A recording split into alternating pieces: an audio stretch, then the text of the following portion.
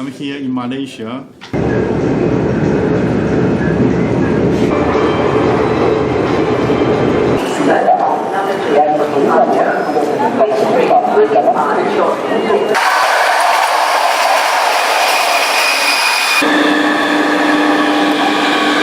At KL, Kuala Lumpur, Amelia's violin shop.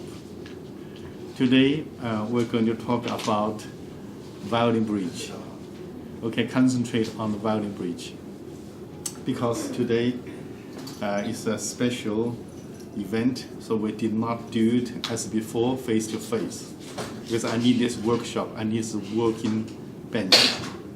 So I would like everyone come close to me to show your face. Just get your face in the camera. Yes, okay, good. Okay, this is in Malaysia. And this workshop were conducted by, we use English because for the international people, okay? But the students are welcome to ask me questions in Chinese or in Malay or any other languages. I will answer you in Chinese, Japanese, Malay, not Malay, Norwegian or Spanish, okay? Not Romanian, not Albanian, no, not other languages. Okay, now you can go back to your table. Okay. First of all, I would like to talk about the importance of the bridge. Okay. Why bridge is so vitally important? I give an example. If we make a dance, okay? I always give examples like ladies' shoes, like we are wearing shoes, especially for ladies. There is no good shoes or bad shoes, okay? It's only good for certain occasion. For example, if we dance tango, okay, tango. Even the best sneaker in the world, it doesn't matter what brand, it doesn't go with tango, okay? Same if you dance with flamingo, you need to have this shoes very hard to make this sound. The sandal doesn't make the sound, or the sneakers. The same, if you dance ballet, even the best high heel shoes in the world, it won't work. Okay? And if you go to the beach, if you dance some like jazz or disco or any other folk dance, and then the sneakers work very well. So it really depends on what kind of occasion, same like bridge. Of course, as an industry, we have to make the bridge classify them to put a different price. Okay, this is good bridge, so it's expensive.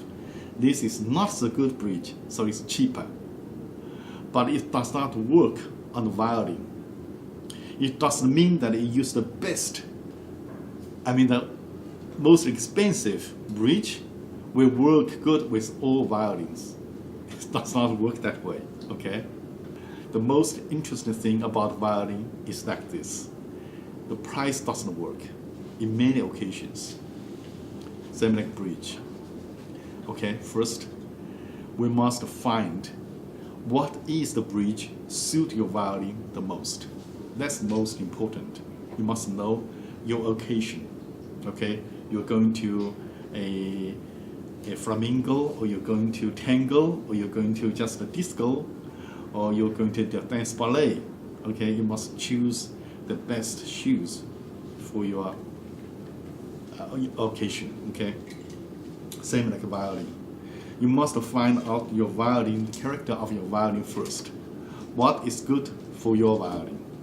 Okay, it's not all expensive bridge will fit your violin. Okay, now the second thing is the material. So what makes the difference of the bridge? There's two very important elements we must put into consideration. First of all is the material. Okay, we all know that the bridge is made of maple. Okay, same wood as the back, same wood as the back. Okay, it's maple. There are some different kinds of wood too. There are one kind of maple, beautiful framed, but does not produce very good sound, and that kind of bridge is also very expensive. There might be some other wood, but mostly we say maple. But maple has a very different, a huge variety of quality, different qualities. Even the same maple, there's no tree same. Okay, so for example, now I have a few bridges here I would like to show you, and you can listen to the sound. The quality is very different. Okay, listen.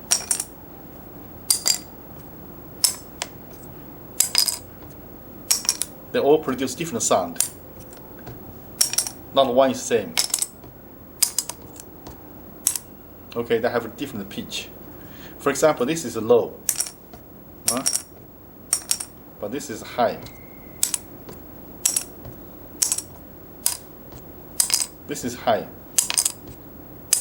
This is low. What's making the difference is the low frequency is softer wood. The wood is softer. The higher frequency, the wood is harder. So generally speaking, in the violin shops or the violin dealers, the parts dealers, they put the hard wood, higher pitch, more expensive. Soft wood, cheaper. Okay, same like making bows. And it's so funny. And they introduced a called the Lucchi meter. Okay, actually I know this Lucchi personally. He's an Italian bow maker. And he talked with me because I was doing my acoustic studies. He said if I make a meter, can test the density of the wood, it can be sold very well. Even by that time, I asked him a question. I said, you only test the density, you cannot test the elasticity. Okay, you cannot test the real quality of the wood, or if you have the windbreak or something, you know. In the person, it's like you can only test the health. You cannot test if he's a good guy or bad guy. You cannot test if he has good temper or bad temper, you know. You can find a very healthy person very ugly, okay? And you can find a very sick person very beautiful. You can also find a very healthy person very bad-tempered or very bad evil-minded. So you cannot just adjust a stick by density. But anyway, he made this meter and sold so beautifully. Almost all bow makers, if they think they are serious, they buy a Lucchi meter. And they always test the wood and say, oh, this is 5,800 or over 6,000, so this wood is very expensive. I just laugh, okay? Because you cannot decide a bow like that. And in fact, 2005, I was at Hampshire University with a bow making class with Lynn Hennes. Okay, everyone was choosing their wood, the fight with wood, with hard wood, and I picked up the one. Of course, they have many. I just picked up one from those left over. I picked up one. Everyone was surprised. Why you choose this wood? It's too soft. But I know that is a very beautiful piece of wood. That bow will come out like total bow, soft, elegant sound. I knew that, and I made that bow at this class. And I tell you a secret. Most of my CDs, the new CDs I made, are from that bow, not from a Total, not from Picard, not from Sartori, not from any old bows. Even though I have many old bows, I made all my CD from the new bow I made from New Hampshire University, by the wood other people don't want. Okay, that gives the, of course, my ex-wife broke it. Okay, broke my heart. That's why I don't make music anymore. Sad story. Anyway. So we cannot decide a bridge by the hardness, by the density of the wood. That is a huge mistake. Okay? Of course, you say, oh, tell me to find a good wood. Tell me. This is something people mistaken. Many people think violin making, bow making, or even violin playing, I can just teach you. It's like a language. This is a pen. I say, okay, this is a pen. Then I know how to say this is a pen. It's not that simple. Violin making, violin playing, you need to practice. Okay, it's same like athlete, same like you play sports. You need to practice every day. You need lots of practice, experience before you really know the good quality, what is good quality. But it's good to know a direction than knowing nothing. At least today, you have listened to my workshop, you have been here, you know there is something like not the hardest is the best. Not the hardest, necessarily the best. Okay?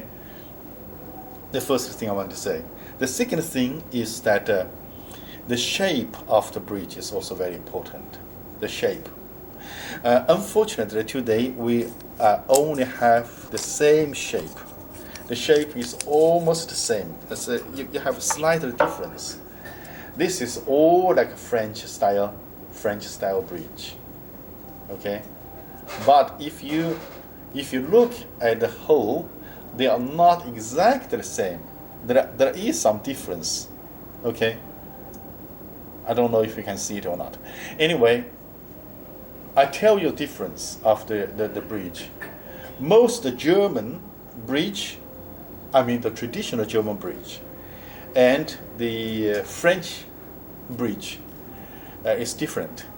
French bridge, we're talking about Obel. Okay, French bridge. Obel is the very typical French bridge. The French bridge tends to have no arch. Okay, no bridge. It means that from the feet to here is low. It's very low. Okay, and also they have no heart. Sorry, I have to go in this way. The heart. This heart is also low. And the German bridge, the heart is higher, and this is also higher, and this arch is also higher. Okay? And there also another kind of bridge is like a Baroque bridge, like a Baroque style, look very nice. Okay? But does not produce good sound on classical violins. It's good with Baroque violins because the sound is too empty. Now I come to the high heart, low heart. What is difference? If, of course, we can make it. The violin maker always, you make it bigger or do things like this. So if this side, okay, this part is high, feet on the violin, the feet on the violin until the heart. Okay, I show this violin. Maybe I can see from this camera, from the here to here. Okay, this career rings is if it's high. If the heart is high, the sound is more empty. If the heart is low, the sound is more solid. I think it's the same as shoes.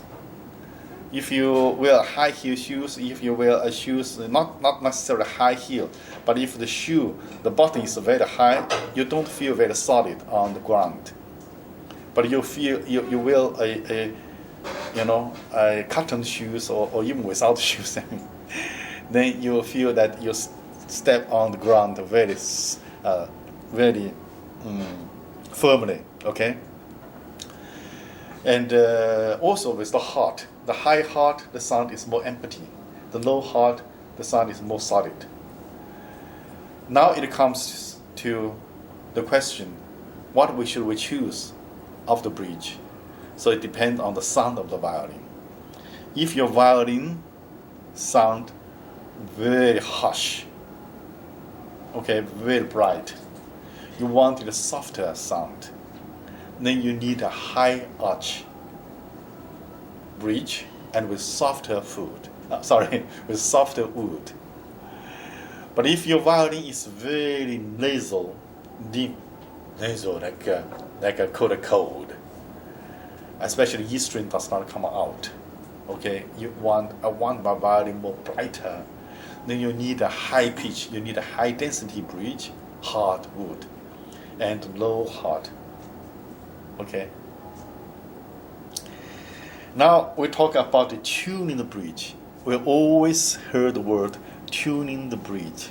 We don't understand what the tuning. How can you tune a bridge? Okay, I know I can tune the violin. This is the tuning of bridge. Tuning means you make the sound different pitch, match the pitch, then tuning. How can you tune a bridge? Yes, you can. You can tune the bridge. First, you find the pitch you like. It already produced different pitch as I did before. Every one is different. Like you listen to the sound.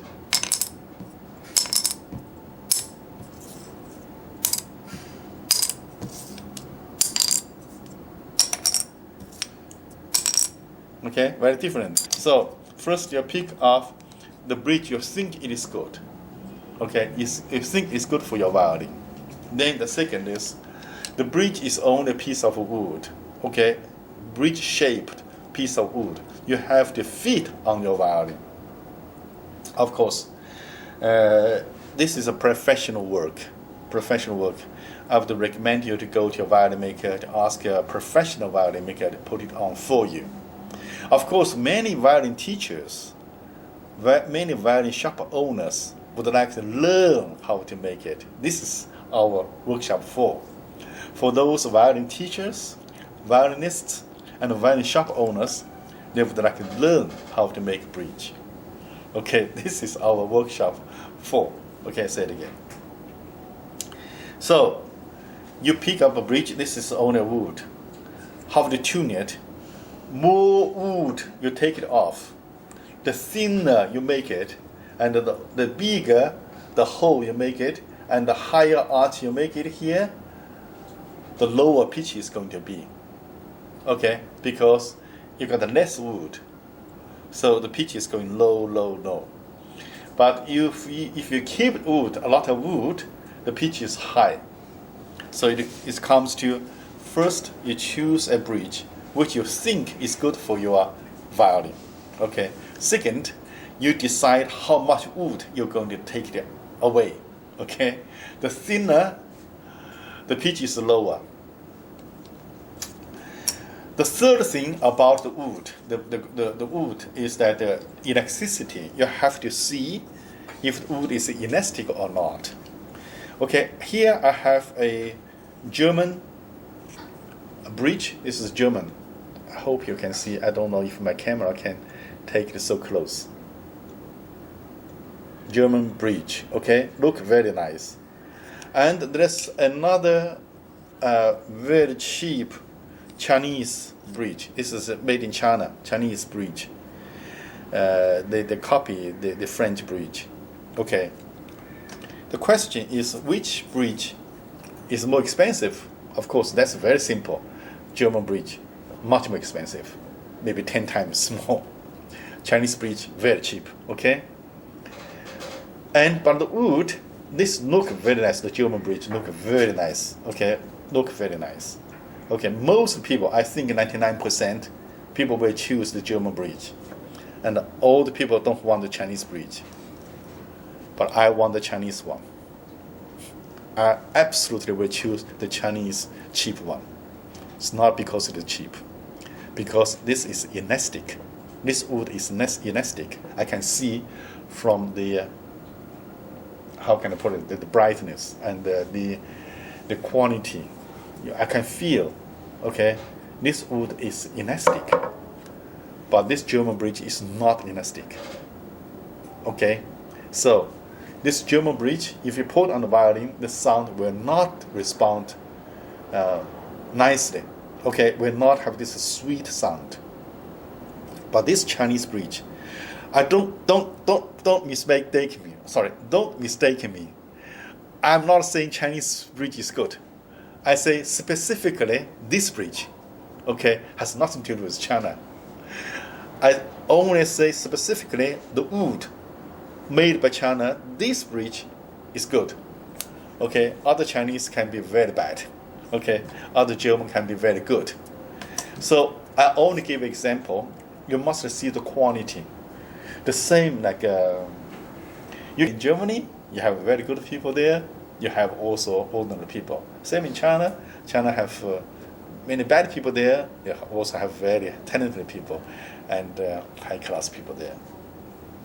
So we need to know and we need to test what is good for you, for your violin. I have talked about the basic things about the bridge, the importance of the bridge.